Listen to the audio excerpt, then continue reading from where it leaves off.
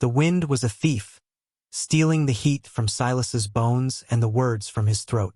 It scoured the high plains, leaving nothing but dust, hard-packed earth, and the gnawing silence that followed the lowering of his brother's body into the ground.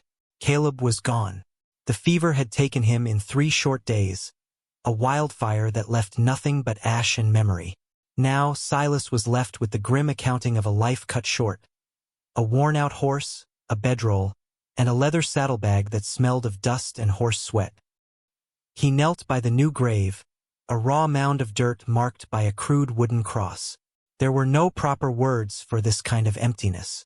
They had ridden together since they were boys, their world defined by the horizon and the promise of what lay beyond it. Now one horizon had ended abruptly. With hands stiff from the cold and the digging, Silas unbuckled the saddlebag. He had to find Caleb's pay, what little there was, to settle his debts in town. Inside, past the tin of coffee and the spare ammunition, his fingers brushed against a small oilskin-wrapped bundle. It was heavier than paper. He unwrapped it carefully.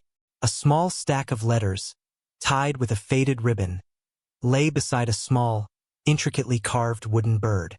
The letters were not addressed to Caleb, but from a woman named Ilara. Her script was neat, precise, yet imbued with a desperate sort of hope that felt like a prayer on paper.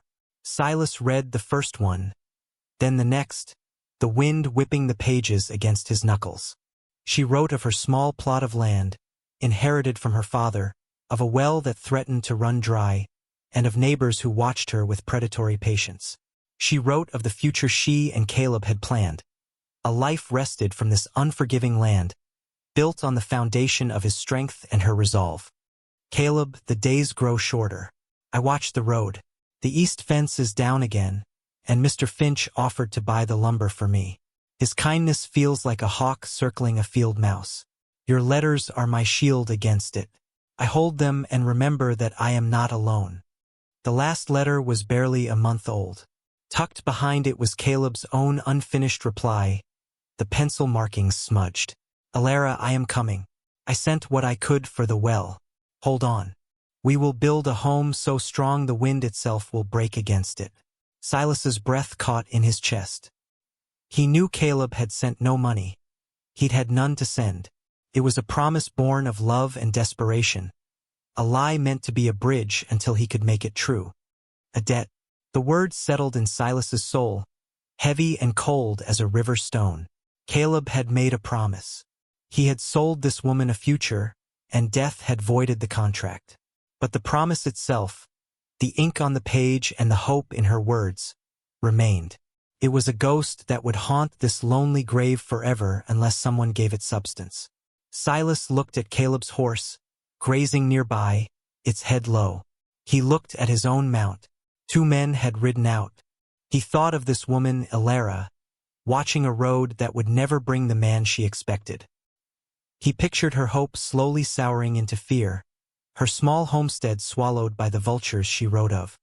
Slowly, methodically, he repacked the saddlebag, placing the oilskin pouch back inside. He swung it over his own shoulder. He gathered the reins of both horses. He did not look back at the grave. There was nothing more to be said there. The wind carried no answers, only the duty of a dead man's words. He turned his face west, toward a town he'd never seen and a woman he'd never met, and began the long ride to honor a promise that was not his to make, but was now his to keep. Ilara had learned to measure time by the slow erosion of hope. It had been 2 months since Caleb's last letter, a month since he was supposed to arrive. At first, she'd made excuses. A lame horse, a late spring storm in the mountains, a job that held him up. But now, the excuses had worn thin as the soles of her boots. The silence from the east was absolute, a vast, empty canvas where she had once painted a future. Her homestead, a small square of defiance against the endless, sage-dotted plains, felt more like a cage with each passing day. The well was a muddy threat, the garden withered under the relentless sun, and Jedediah Finch, her neighbor to the south, had stopped pretending his visits were neighborly. He stood at her fence line, his gaze crawling over her property. his words thick with false sympathy.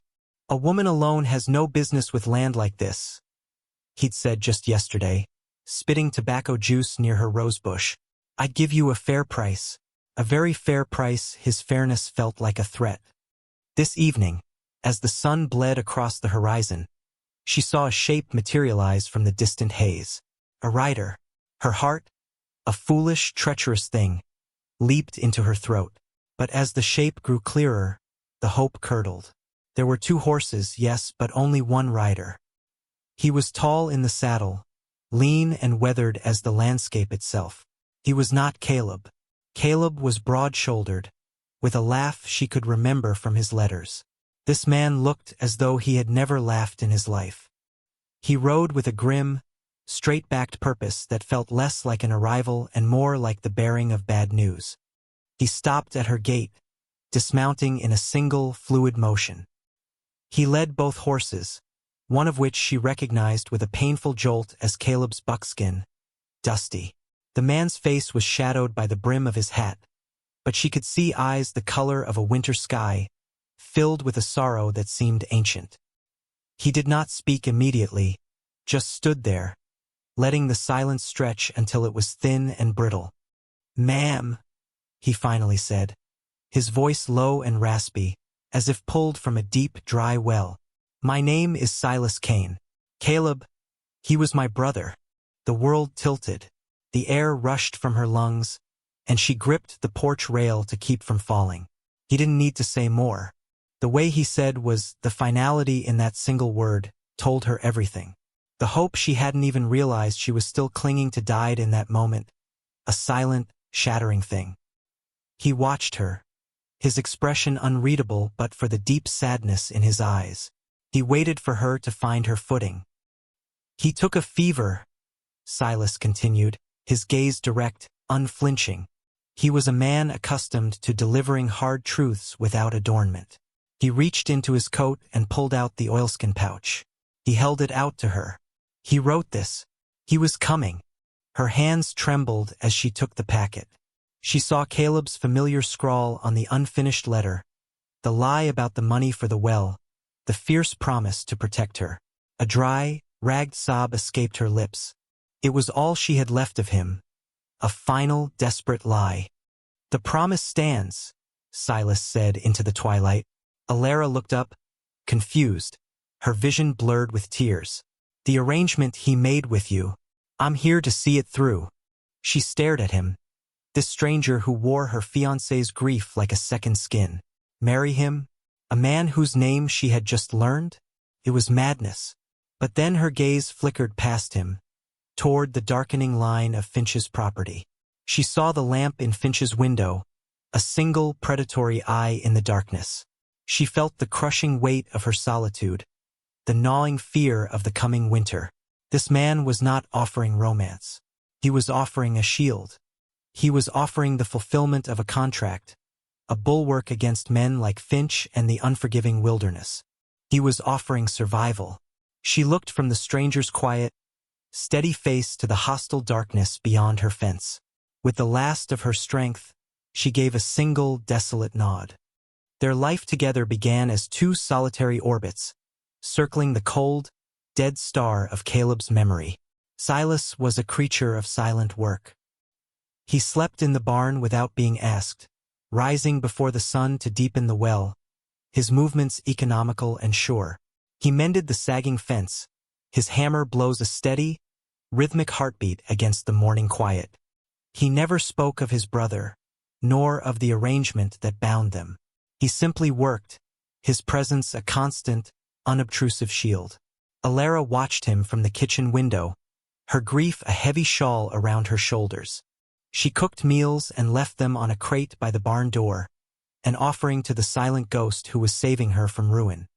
Their marriage was a transaction witnessed by a traveling preacher, a few stark words spoken under the vast, indifferent sky. Her signature on the document felt like the signing of a deed, not a vow of love. Yet, as the weeks passed, the nature of Silas's silence began to change. It was no longer the silence of a stranger, but the shared quiet of 2 people in the same small boat on a vast, turbulent sea. He would leave a brace of rabbits on her porch, cleaned and ready for the pot. She, in turn, began mending the tears in his worn work shirts, leaving them folded neatly where he'd find them. They were small, unspoken kindnesses, the only language they had. Jedediah Finch did not see it this way. He saw Silas as an obstacle, a hired hand who could be dislodged. His campaign of intimidation escalated from sour looks to outright sabotage. He built a crude dam of rock and mud upstream, turning the trickle of water that fed Alara's land into a stagnant puddle. When Silas rode out to dismantle it, Finch met him, flanked by his two hulking sons. There was no violence, only the thick, heavy promise of it. Silas returned that evening, a dark bruise high on his cheekbone, his jaw set like granite.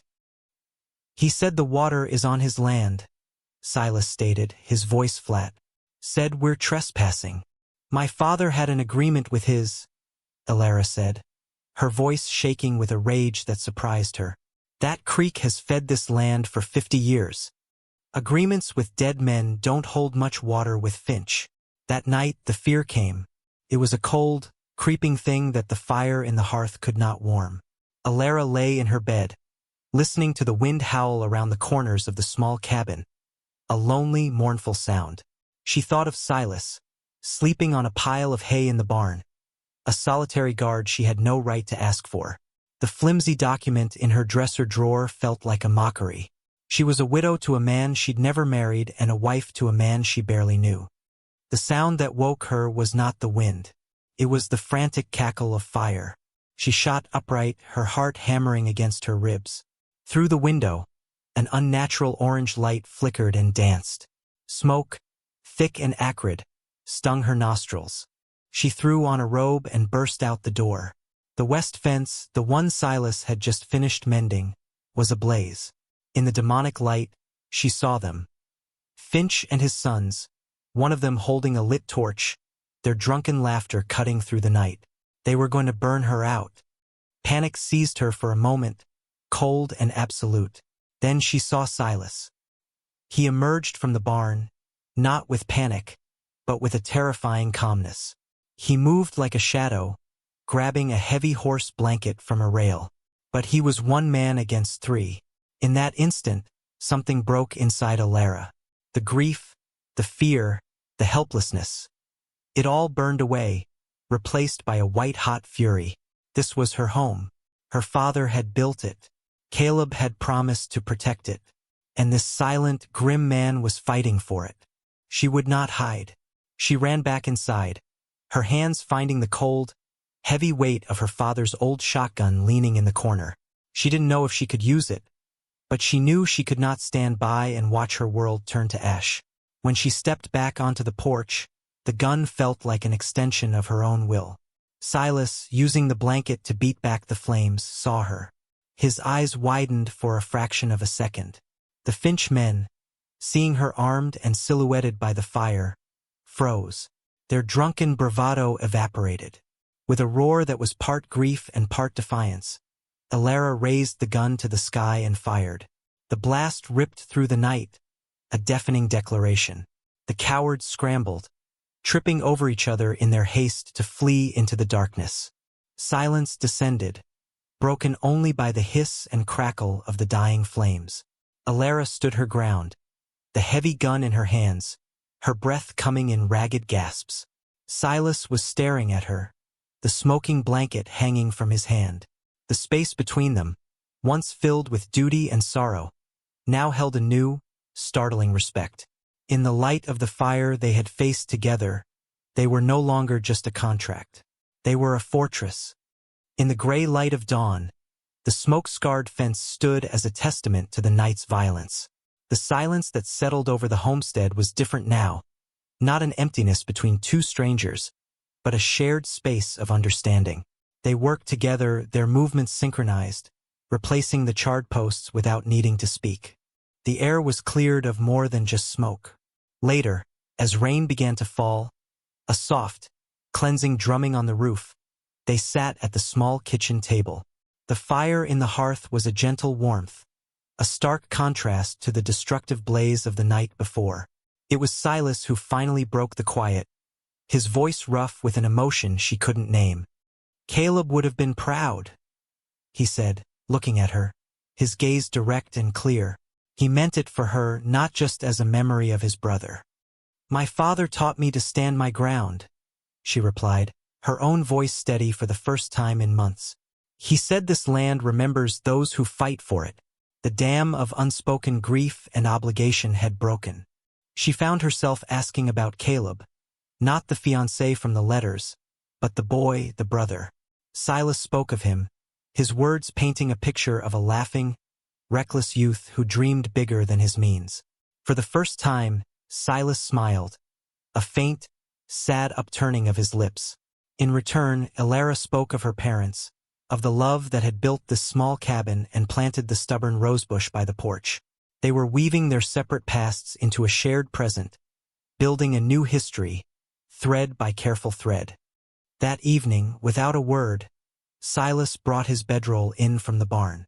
He didn't place it near her room, but on the small cot in the far corner of the main room, a simple gesture of proximity that spoke volumes. It was not a demand, but an acknowledgement. The barn was for livestock and hired men. This cabin was a home, and he was no longer an outsider. Weeks turned into a season. The autumn rains came, filling the newly deepened well. The land, nurtured by their combined effort, seemed to exhale in relief.